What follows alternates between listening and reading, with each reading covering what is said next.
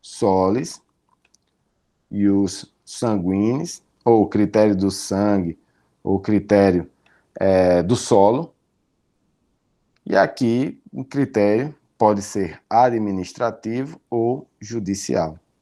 Tranquilo? Perfeito. A depender do sistema que adote. Veja, pessoal, caiu uma questão muito interessante na prova de delegado, que foi o seguinte, justamente, com base no texto da lei, trouxe um caso concreto. E eu quero que vocês prestem atenção nisso aqui, para a gente não marcar bobeira, caso venha novamente. Olha só, filho de brasileiro, que esteja... Vamos lá, primeiramente, critério ius solis, que é o mais fácil, ou do solo. Nasceu no Brasil, é brasileiro. E é sempre assim? Não, Wellington. Isso aqui é uma regra. Certo? Existe exceção? Existe. Qual é a exceção? Se algum dos pais estejam a serviço do seu país. Eita, pegadinha do malandro. Olha só o que a CESP trouxe. Essa daqui eu achei legal demais. Eu vi muita gente quase chorando lá. O que ocorreu foi o seguinte. Brasil, o cara nasceu no Brasil, acho que era minha amiga Jaqueline, o nome da anfitriã lá, nasceu no Brasil. Pais, olha só, pais argentinos. Eu não sei se era Jaqueline, vice Lawane, exatamente. Mas era filho de pais argentinos. Aí, a serviço do Uruguai, velho. Show de bola, ó. Aí a galera na cabeça, tchá, marcou. Barro, quen, caiu na pegadinha. Então, veja bem, e aqui vale para os dois lados, pessoal. O brasileiro nato, que nasce no estrangeiro, de pais brasileiros, que estejam a serviço do Brasil, é brasileiro. Certo?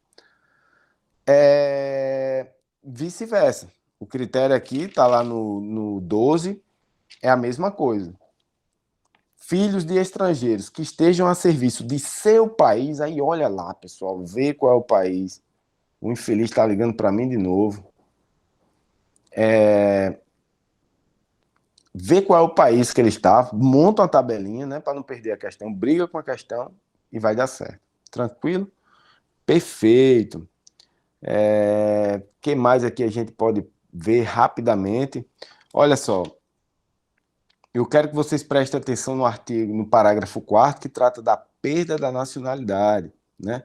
Tiver cancelado, vai perder. Tiver o brasileiro perde sua nacionalidade se tiver cancelada a sua naturalização por sentença judicial em virtude de atividade nociva ao interesse nacional. E 2, adquirir outra nacionalidade, salvo, aí aqui que eu já tratei, de reconhecimento da nacionalidade originária pela lei estrangeira ou de imposição de naturalização pela norma estrangeira ao brasileiro residente em estado estrangeiro como condição para permanência em seu território ou para exercício de direitos civis. Perfeito? Tranquilo. Pessoal, o que a gente pode falar rapidamente aqui de direitos políticos? Gente, vamos lá. A primeira coisa aqui que, pelo amor de Deus, não esqueça isso. Não trazer aqui, ó. Direitos políticos, o óbvio do óbvio do óbvio. Não, vou botar bem grande assim. Não existe cassação. Não existe cassação. Não existe cassação de direitos políticos. Não existe cassação de direitos políticos. O que existe é perda ou suspensão. Tranquilo? Ou existe perda ou existe suspensão. Só existe um caso de perda de direitos políticos. E qual é, Wellington? A perda é no caso de cancelamento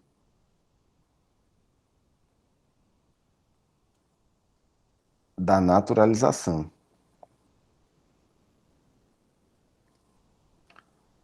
E a suspensão? A suspensão traz aqui, ó. Por exemplo, sentença criminal, enquanto durar seus efeitos. E aqui, veja bem, sentença criminal. Seja por pena privativa de liberdade, seja por pena restritiva de direitos, a PRD, né? Cuidado nisso aí, pessoal. Isso aqui caiu na minha prova, viu? E foi uma decisão recente do STF, nesse caso. O que mais aqui, pessoal? Traz a lei. Em caso de suspensão de direitos políticos. Olha só. Cadê? Incapacidade civil. Cuidado nisso aqui. Absoluta. Certo? E o próximo, recusa a cumprir a obrigação. Recusa a cumprir a obrigação alternativa, né? Perfeito. Wellington, diga mais uma coisa aí. Quem não pode votar, aliás, quem é a situação dos inalistáveis? O que seriam os inalistáveis? Os inalistáveis são aqueles que não podem votar e serem votados. Ou seja, não pode exercer capacidade, não pode exercer ativamente os direitos políticos, seja uma capacidade eleitoral ativa, votar, ou passiva, ser votado. E quem não pode? Os inalistáveis. Quem são esses?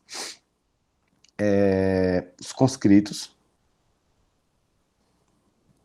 e os estrangeiros.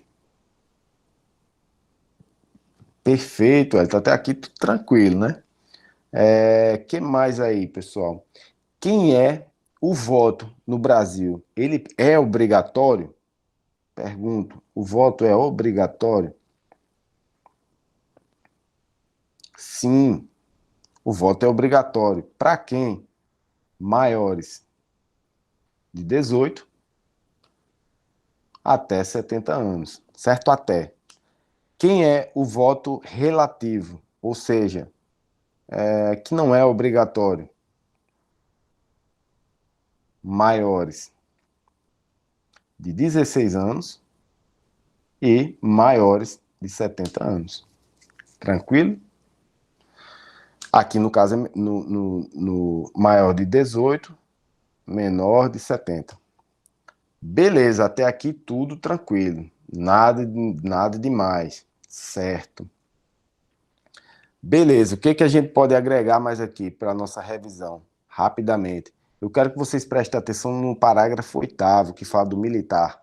O militar alistável, ou seja, não mais recruta, ele é alistável, no caso, né? Ele pode exercer a capacidade eleitoral ativa, ou seja, ir lá votar, e passiva, ser votado. Agora, se ele contar com menos de 10 anos, ele vai para a reforma. Ele vai para a reforma automaticamente, ele se afasta das atividades. Agora, se contar com mais de 10 anos, ele fica agregado, ele não deixa de ser militar. Ele fica agregado e, quando assumir o cargo, automaticamente vai para a reforma, para a inatividade. Tranquilo? Perfeito, pessoal. Quero que vocês também, vamos dar uma olhadinha aqui rapidamente no nosso edital. Beleza, já falamos um pouco sobre direitos e garantias fundamentais, tentamos esgotar o tema. Eu quero que a gente dê uma olhadinha rápida aqui no artigo 144, que fala da segurança pública, né? Defesa das instituições democráticas.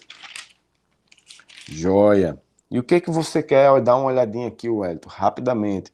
Eu quero que a gente dê uma olhadinha no nosso artigo 144. E, pessoal, se eu puder sugerir uma leitura logo cedo, eu dei uma leitura nesse 144, certo? Tem algumas diferenças, tem algumas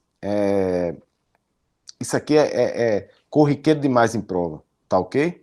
Dê uma olhadinha nisso aqui, dê uma lidazinha, isso aqui vale a pena. Aquela atividade de acordar o cérebro, dê uma olhadinha no 144 e naqueles pontos que você marcou comigo no seu VAD, tranquilo? E o que é que você quer que eu olhe aqui, Wellington? O inciso 6º do 144, que é uma emenda à Constituição recente, que trata como órgão de segurança pública, a partir de agora, as polícias penais federal, estadual e distrital. Certo? Atenção nisso aqui. O que mais, Wellington, que você quer que a gente dê uma olhadinha aqui? Eu quero que você dê uma olhada no parágrafo 4º do 144, que diz o seguinte: as polícias civis, dirigidas por delegados de polícia de carreira, incumbem, ressalvada a competência da União, as funções de polícia judiciária e apuração de infrações penais, exceto as militares. Cuidado, que aqui tem duas exceções que é pegadinha de prova. Primeiro, exceto as militares, ou seja, Polícia Civil não investiga crime militar, e também as de competência da União, que aqui vai para a Polícia Federal. Perfeito. Que mais, Wellington? Olhadinha no parágrafo 5º-A e parágrafo 6º. O 5º-A que diz: as polícias penais vinculadas ao órgão administrativo do sistema penal, aqui pode trocar por vinculado ao órgão administrador da Polícia Civil, da Polícia Federal, não. Polícia Penal é Polícia Penal. Da unidade federativa que pertence, cabe a segurança dos estabelecimentos penais. Letra de lei. E no parágrafo 6º que diz: as polícias militares, isso aqui foi o texto que caiu na nossa prova. Quem é reserva do Exército, Wellington? Polícia Militar e Bombeiro Militar. Ah, e a Polícia Penal? Não é reserva do Exército. Polícia Penal não é reserva do Exército. As polícias militares e os corpos de bombeiros militares, forças auxiliares e reserva do Exército subordinam-se, juntamente com as polícias civis e as polícias penais, estaduais e distrital, ao governador dos estados, do Distrito Federal e dos territórios. Elas se subordinam a quem? Governador de estado, território e Distrito Federal. Tranquilo? Tranquilo. Até agora aqui, beleza.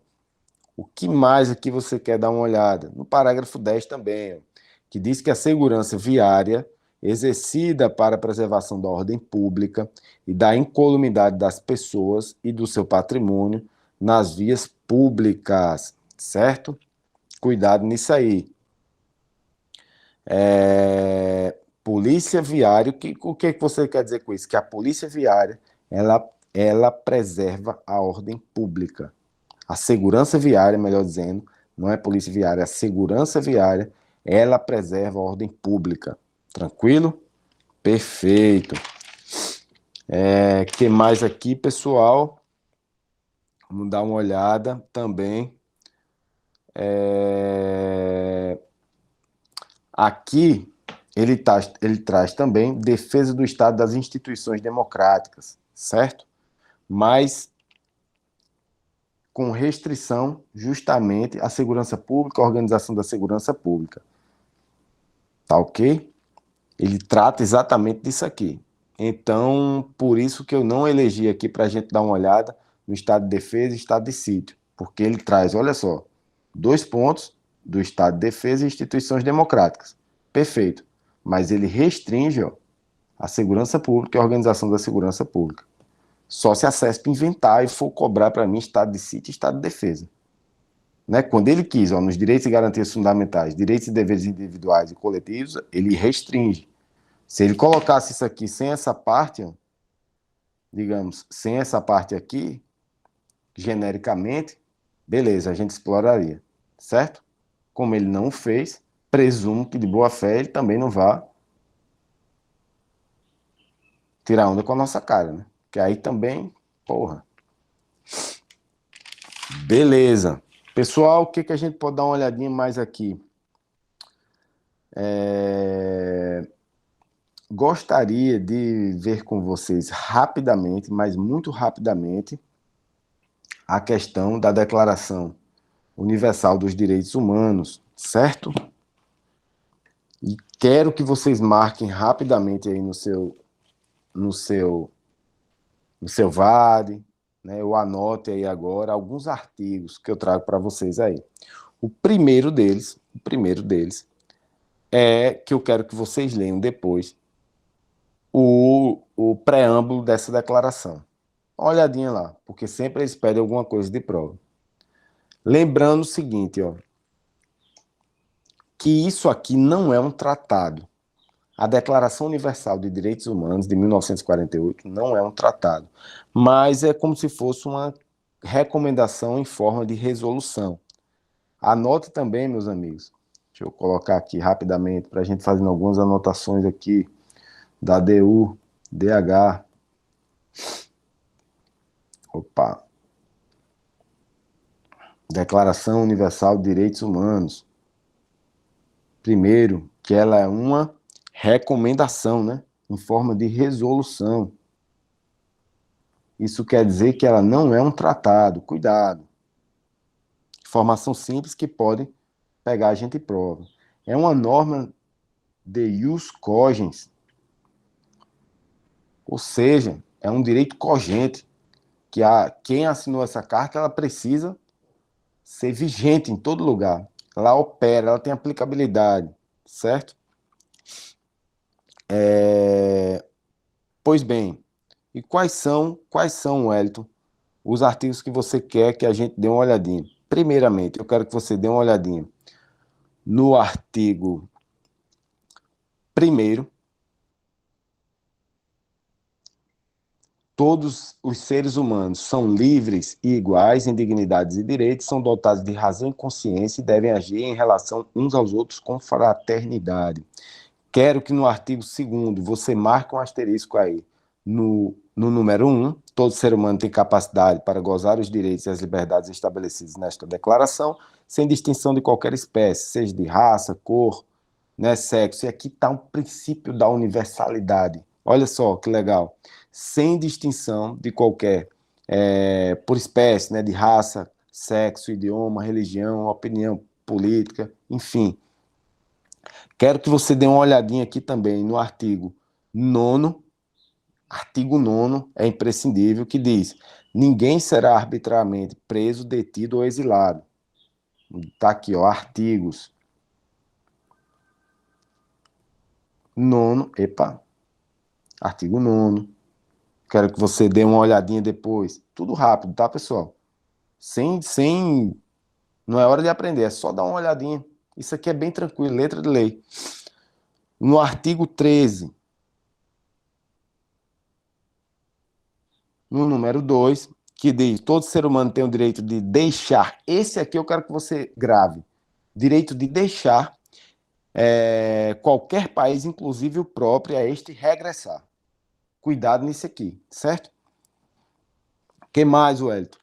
O artigo 14, no artigo 14, eu quero que você dê uma olhadinha, que todo ser humano vítima de perseguição tem direito de procurar e gozar asilo em outros países, mas foca exatamente no ponto 2, que diz assim: este direito não pode ser invocado em caso de perseguição legitimamente motivada por crimes de direito comum ou por atos contrários ao propósito dos princípios das Nações Unidas, certo? Regra geral, todos podem gozar de asilo político, né, de outros países, por perseguição, né, por um crime político, por exemplo, é normal. Você está sofrendo um crime de opinião política e está sendo perseguido. Agora, excepcionalmente, onde é que essa carta ela vai agir? Na exceção desse caso, perseguição legitimamente motivada por crime comum, certo? Perfeito. O que mais aqui, meus senhores, eu quero que vocês olhem. Eu quero que vocês olhem aqui o artigo 21, pessoal.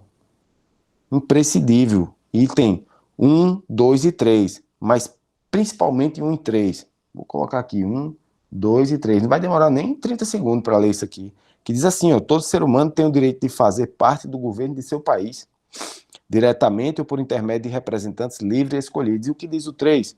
Diz o seguinte: a vontade do povo será a base da autoridade do governo. Esta vontade será expressa em eleições periódicas, certo? Grife o periódico. Tranquilo? Quero também que a gente tenha uma olhadinha no artigo 24, que diz o seguinte: Todo ser humano tem